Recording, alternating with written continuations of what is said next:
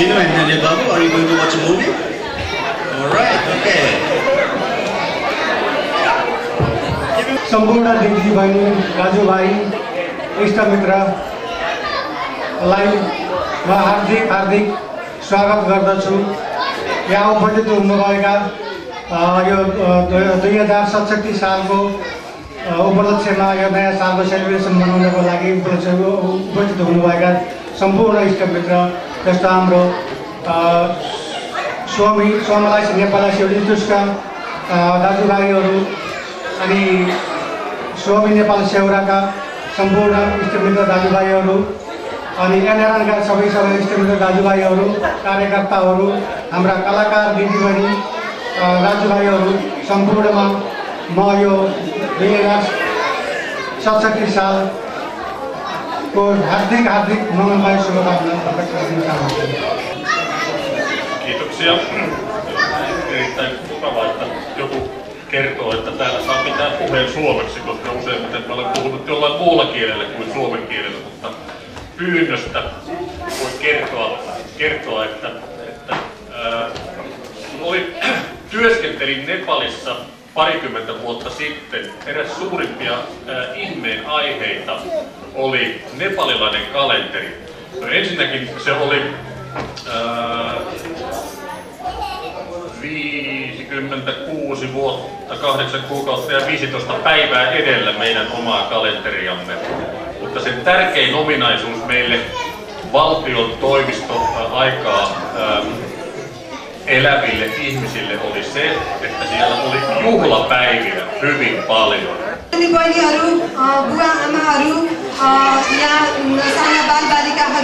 विद्यार्थी साथीहरू सबैमा मेरो नयाँ वर्षको शुभकामना छ। 2067 सालको नयाँ वर्षको शुभकामना छ तपाईलाई। मसँग एउटा कविता छ, कविताले भन्छ त्यो दिनको आशा गर्दै धेरै नयाँ वर्ष बिते, त्यो दिनको कामना गर्दै नयाँ वर्षहरूको शुभकामना, त्यो दिन आउने आशामा, त्यो दिनको पर्खाइमा नयाँ वर्षको शुभकामना, त्यही दिन ल्याउने कामना, त्यो दिनको कामना गर्दै धेरै नयाँ वर्षहरू गए। तर त्यो दिन आएन, त्यसैले आज पनि त्यही कामना।